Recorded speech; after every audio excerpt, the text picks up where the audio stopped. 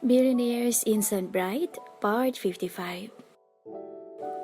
Hindi ko mapigilang matawa sa mukha ni Uriel habang tinutulungan niya ako maghugas ng mga plato. Bawat hagod niya ng sponge sa plato ay may kasamang dabog habang nakasimangot.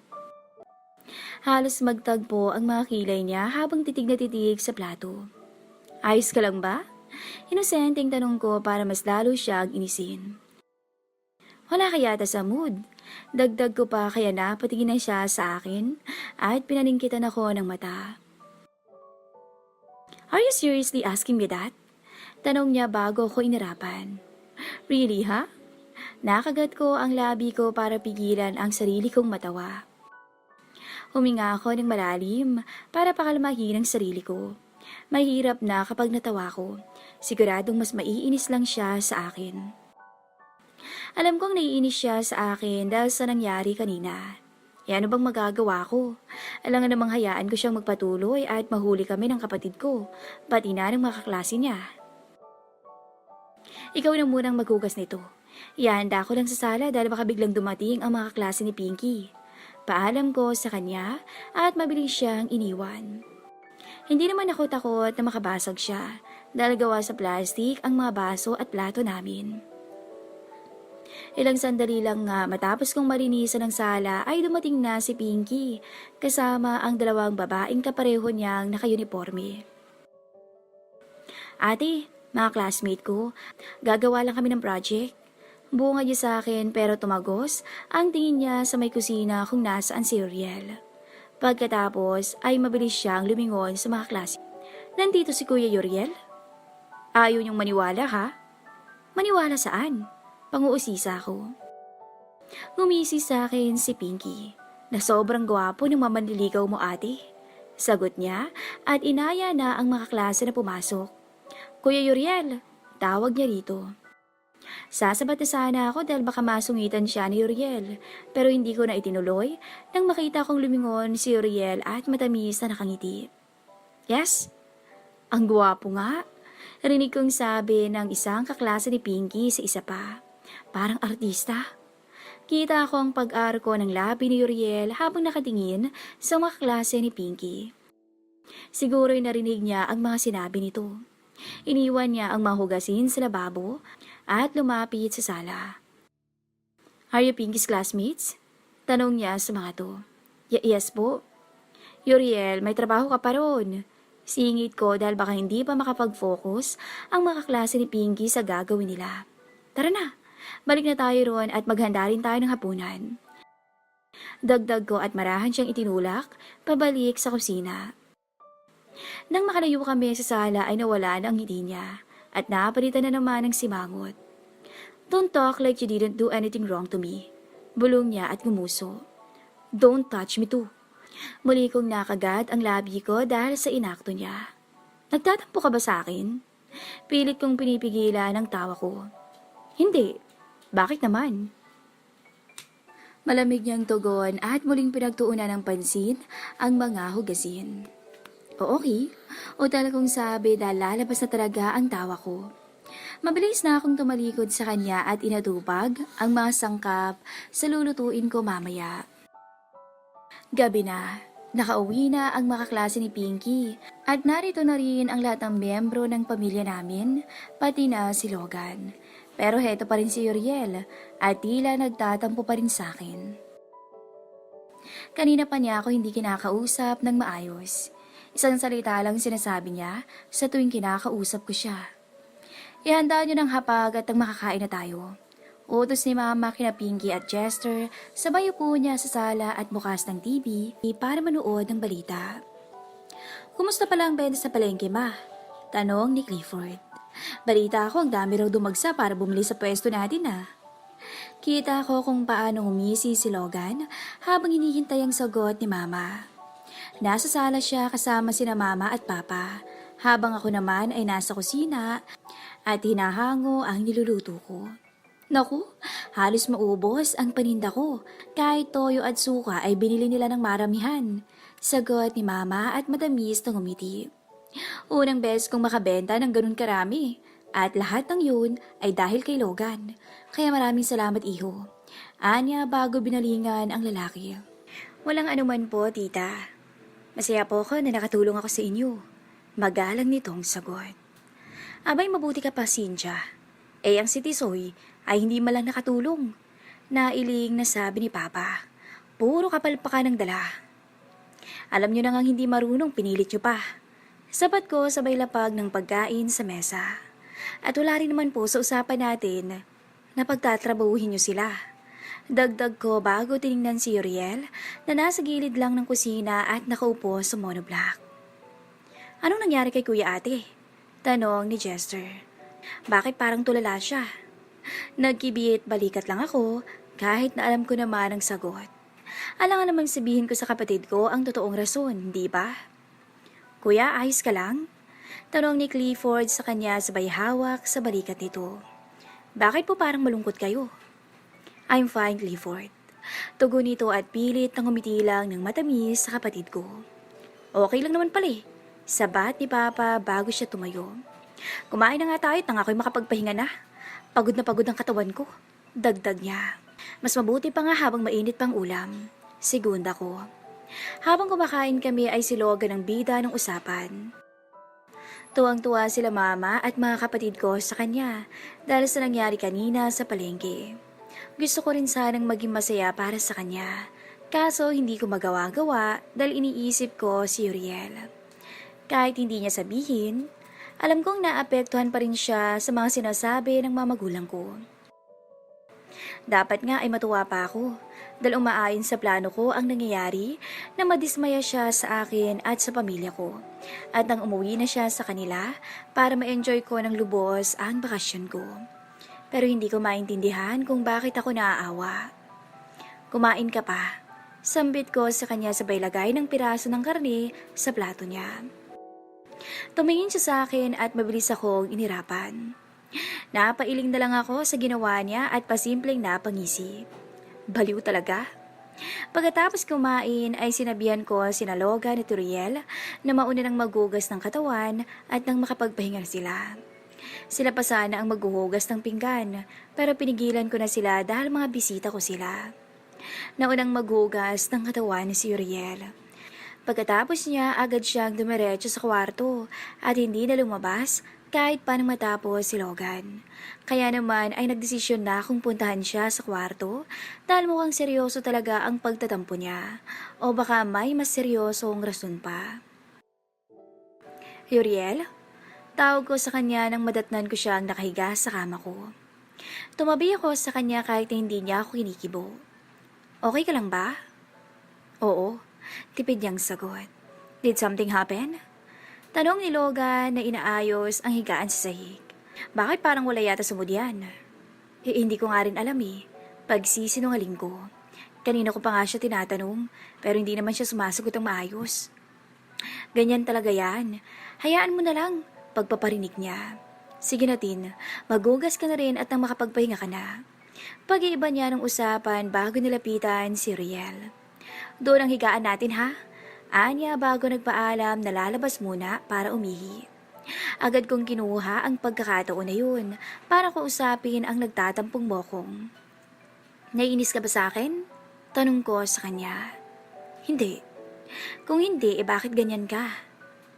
Hindi nga. Sorry, sabi ko sa kanya. Sorry kung nabitin ka. Dagdag ko bago mas lumapit sa kanya. Babawi ako sa'yo. Pahabol ko bago siya hinalakan sa pisngi sabay tayo. Hindi ko rin alam kung bakit ko yun ginawa. Kaya mabilis akong umalis bago pa man niya makita ang pamumula ng mukha ko dahil sa iya. Pagkalabas ko ay nakita ko sila mama at papa sa sala. Kaya naman minabuti kong puntahan sila at kausapin. Ma, pa. Pagkuha ko sa atensyon nila bago ako umupo sa tapat nilang dalawa. Huminga ako ng malalim para mag-ipon ng lakas ng loob para sabihin ang gusto kong sabihin sa kanila. Bakit nak? Tanong ni mama. May gusto lang po sana akong sabihin sa inyo at sana'y huwag po ninyong mamasamain. Tugon ko bago pinaglaruan ang mga daliri ko dahil hindi ko alam kung papaano ko sasabihin sa kanila nang hindi sila mau-offend. Ano ba yun? Tanong naman ni Papa. Marahan akong tumango at muling huminga ng malalim. Tungkol po kina Logan at Uriel. Sagot ko. Alam ko pong ang gusto lang ninyo ay masigurong sa tamang lalaki ako mapupunta. Panimula ako bago ngumiti sa kanila. Sinong magulang ba naman ang hindi gugustuhin yun, di ba? Tama, pagsang-ayon ni Papa. Na-appreciate ko po yun. Marahan akong bumuga ng hangin para bumelo. Pero po sana, hayaan niyo akong gawin yun. Ang pumili ng kung sino ang para sa akin at ang hindi, dagdag ko. Kasi Pa, malaki na ako. Alam ko na po kung ano ang tama at mali. Kung ano makakabuti para sa akin. Kaya sana po ay ibigay niyo na sa akin yun. Ang pagkilati sa kanilang dalawa. Nakagat ko ang labi ko nang hindi sila agad na sumagot. Alam kong hindi nila agad maiintindihan ang sinasabi ko. Kasi po, hindi naman po tama yung ibang ginagawa niyo. Prangkang sabi ko bago tiningnan si Papa. Kanina pa, imbis na turuan mo ng maayos si Riel para matuto, hinayaan mo pa siyang mapahamak. Huminga ako ng malalim dahil ang hirap palang kumprontahin ang mga magulang. May damdamin din naman po yung tao pa. Kahit pa sinasabi nilang okay lang, alam kong hindi. Siya naman tong mapilit Giit niya pero umiling ako sa kanya. Ang usapan natin ay kikilalanin niyo.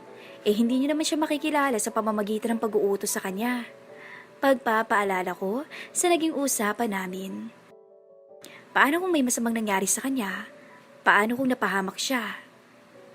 Anak, sinusubukan lang ng papa mo ang determinasyon ni Riel. Gusto lang niyang sukatin kung hanggang saan ang kagustuhan nitong makuha ang loob niya.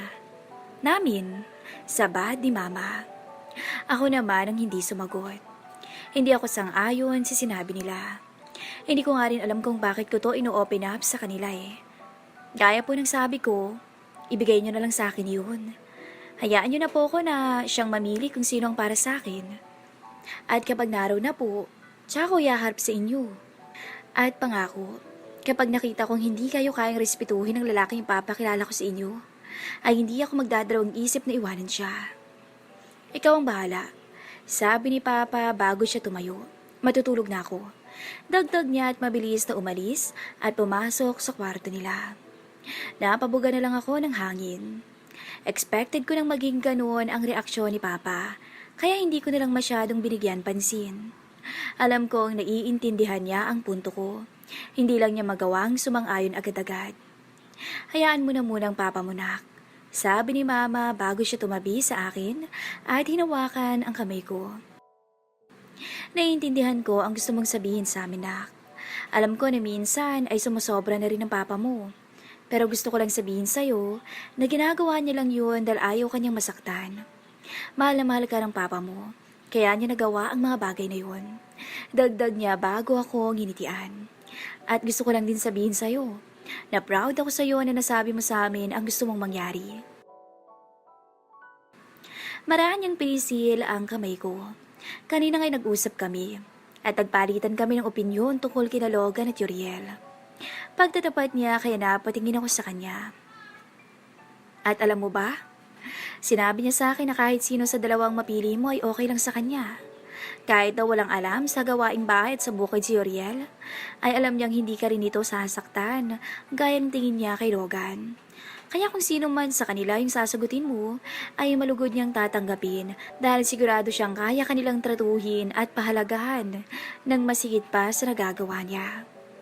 Hindi ko inaasahan yun, kaya hindi ako agad nakasagot sa kanya. Sinabi niyo yun, Ma?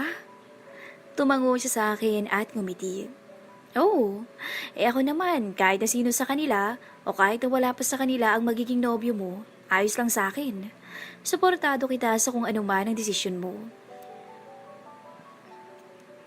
Kung sino ang taong mamahalin mo, ay mamahalin ko rin at ituturing bilang anak. Napangiti ako sa sinabi niya. Salamat, Ma. Sagot ko at niyakap siya ng mahigpit. Ang sarap sanang damhin ng mga sinabi ni Mama sa akin. Kung nagkataon lang, na totoo ngang may nanliligaw sa akin. Kung hindi lang sana pagpapanggap ang ginagawa namin. Nag-usap pa kami saglit ni Mama tungkol sa ibang mga bagay-bagay bago ako nagpaalam na papasok na sa kwarto para matulog dahil late na. Pagkapasok ko sa kwarto ay akala ko'y tulog na ang dalawa. Pero nadatnan ko si Uriel, nagising pa ang diwa. Mabilis siyang lumiyon sa akin nang marinig niya ang pagbukas ng pinto.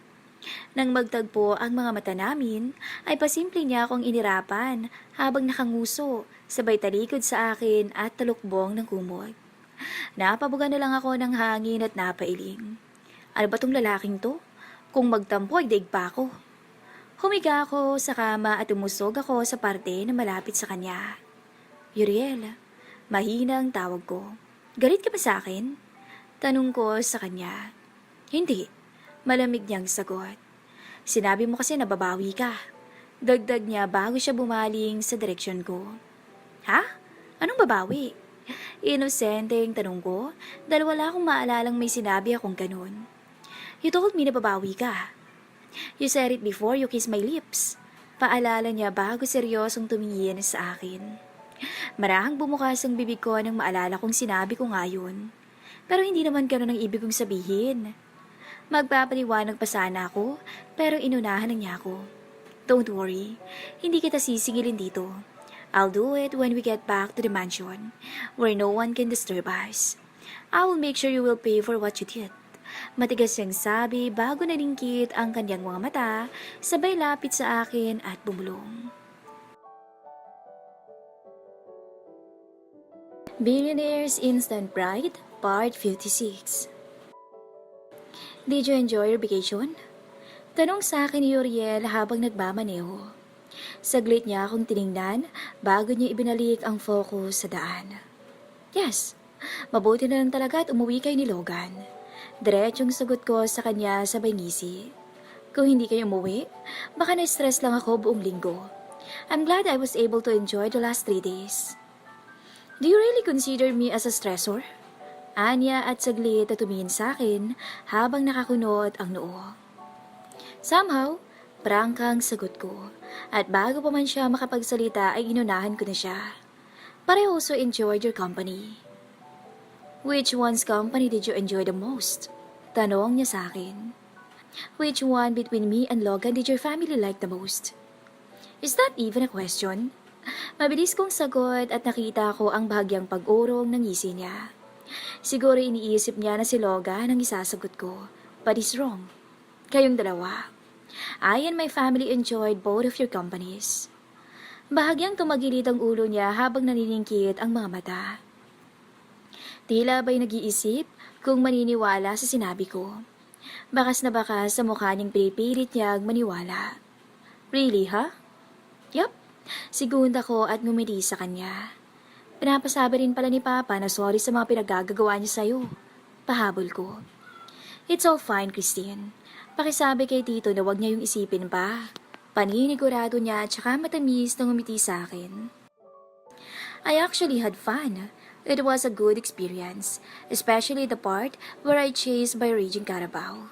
Dagdag niya at natawa na lang sa sarili, sabay iling. But I really thought I'd die. Napangiti na lang din ako sa mga sinasabi niya. Mukhang hindi naman siya nagsisinungaling. Dalawa lang kahit na anong bakas ng pagpapanggap sa mukha niya. Thank you. Sambit ko sa kanya. It was so random that he looked at me with furrowed brows. For what? Ngumiti ako sa kanya ng matamis. For not complaining about the lifestyle. Our house, the food, the bed, everything. Paliwanag ko sa kanya. Why would I do that? Tugon niya at marahang umiling. I know that's the best your family could offer us of the moment. Kaya hindi na ako naghahangad ng higit pa. Because if you could give us more, then you should have done it already, right? Paliwanag niya at matamis na ngumiti. I may have grown up from a well-off family, but my lolo told me to always appreciate and respect things. Hindi ko mapigilang mapangiti sa sinabi niya. Hindi ko inaasahan na may ganitong side pala si Uriel. This adorable and respectful side. It was a side I never knew. I never needed to see. Well, you're lucky you were raised by such a wonderful lolo. Sagot ko sa kanya. You should thank him for that. Bigla siyang natigilan at marahang tumango. Yeah, I'll tell him that when I feel like doing so. Sagot niya.